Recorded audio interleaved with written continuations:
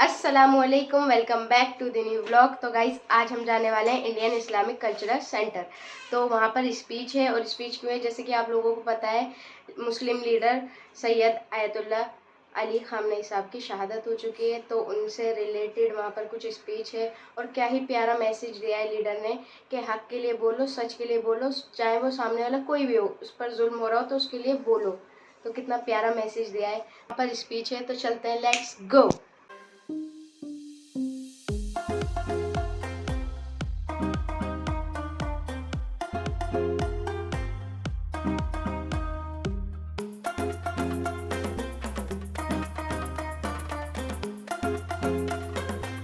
तो पहुंच चुके हैं इंडियन इस्लामिक कल्चर सेंटर।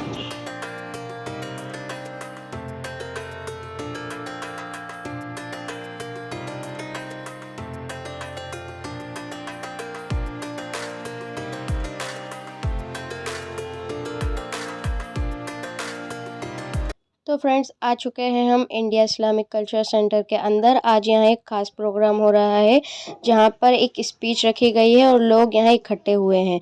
सबसे पहले मैं आपको थोड़ा सा सेंटर के बारे में बता देती हूँ। यहाँ के एनवायरनमेंट काफ़ी पीसफुल और ब्यूटीफुल है। यहाँ डिफरेंट हॉल्स और प्रोग्राम एरियाज़ हैं जहाँ अक्सर इस्लामिक और कल्चरल इवेंट्स होते हैं। आज के प्रोग्राम में आयतुल्ला सैयद अली खामनेई के बारे में बात कर रहे हैं स्पीकर। उनकी लाइफ और लीडरशिप और उनके काम के बारे में बता रहे हैं और उनसे क्या सीखने को मिलता है उस पर बात हो रही है। पर आ चुके हैं मोहम्मद फ़तेह अली साहब जो कि भारत में ईरान के एम्बेसडर हैं और मीडिया वाले इनसे काफ़ी सारे क्वेश्चंस पूछ रहे थे कि भारत और ईरान के बीच काफ़ी पुराने और अच्छे रिश्ते हैं। तो काफ़ी सारे लोग उसको सुन रहे थे, इसी वजह से काफ़ी ज़्यादा क्राउड हो गया था।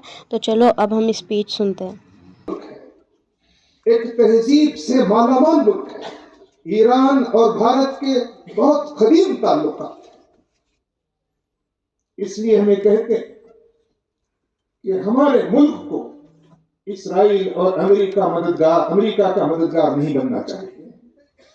हमारे मुल्क को गैर जानिबदार रहना चाहिए या मजलूम का हिमायत करने वाला बनना चाहिए। या कम से कम ये है, अगर हमारा मुल्क मौजूदा हालात में मजलूम के साथ खड़ा नहीं हो सकता, मजबूरी है, तो कम से कम गैर जानिबदार रहना चाहिए या फिर उसको मजलूम का साथ देना चाहिए। और आज मैं समझता हूं कि ईरान अमेरिका और इसराइल के जुल्म का शिकार है, इसलिए हमको ईरान के साथ खड़ा होना चाहिए।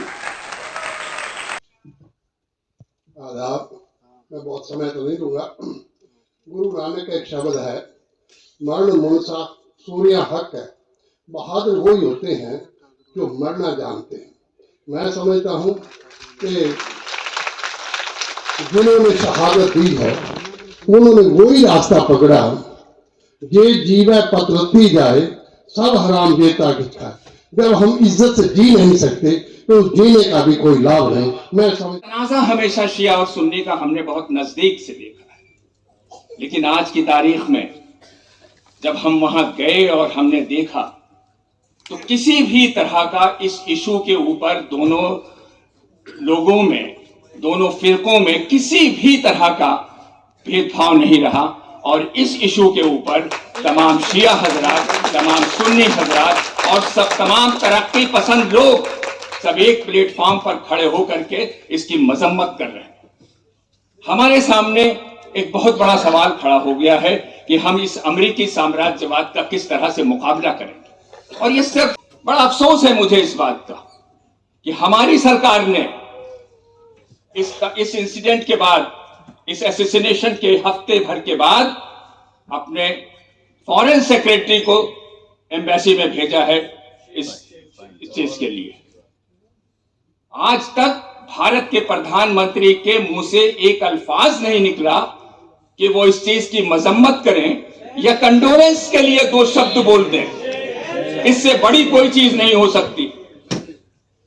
तमाम राजनीतिक पार्टियों के अपने कुछ उसूल हैं, लेकिन इस तरह के हालात में मैं कम से कम इस चीज को इससे समझता हूं। वो लोग हैं जो इंटरनेशनल वुमेन्स डे बना रहे हैं, तो हमको खातीन का एहतराम हमारे सिराखों पर है। यकीनन हम करते हैं और जो नहीं करते हम उनको जालिम समझते हैं।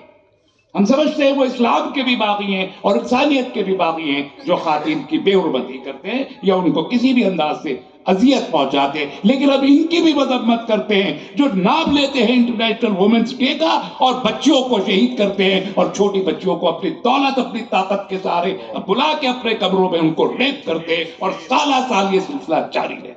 The country that we were and rushing to meet with Netanyahu 48 hours before he becomes an assassin is what our current government is doing. This man may have been elected by 1/3 of the people of India. He didn't get my vote. Our relationship goes back at least 4,000 years. For it was through your country that the Aryans came here. बहुत बहुत शुक्रिया। फतेह अली साहब। Bismillahirrahmanirrahim. I want to say to the ambassador, we want, as ambassador in India, we want to have a good relation, and our duty is to boost and strengthen the bilateral relation.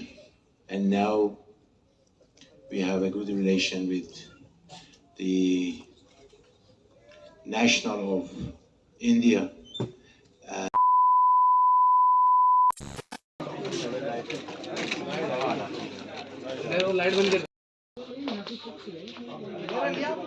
मुझे यहाँ आकर काफ़ी अच्छा लगा क्योंकि ऐसे programme से हमें हिस्ट्री और इम्पोर्टेंट पर्सनैलिटीज़ के बारे में जानने का मौका मिलता है। गाइस बहुत ही अच्छा लगा, बहुत ही अच्छी स्पीच दी थी उन्होंने। और हाँ, हम लोग सब एक हैं, कोई शिया सुन्नी नहीं, सब एक हैं और इंशाल्लाह एक रहेंगे। और आज की स्पीच बहुत ही अच्छी थी।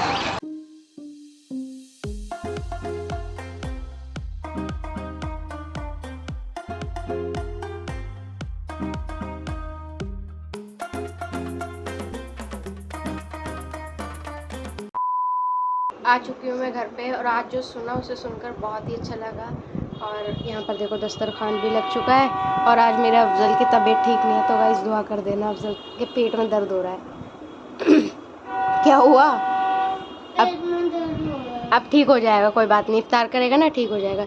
तो इफ्तार में भी अब ज़्यादा टाइम नहीं है, 1-2 मिनट है, तो दुआ मांग लेते हैं। लम्मइन्नी लकसमतु व बिका मंतु व अलैका तवक्कलतु व अला रिज़्क़िका अफ़्तरतु। या अल्लाह, तेरे लिए रोज़ा रखा, तुझ पर ही ईमान लाए, तेरा ही भरोसा किया, तेरे दिए रिज़्क़ से रोज़ा।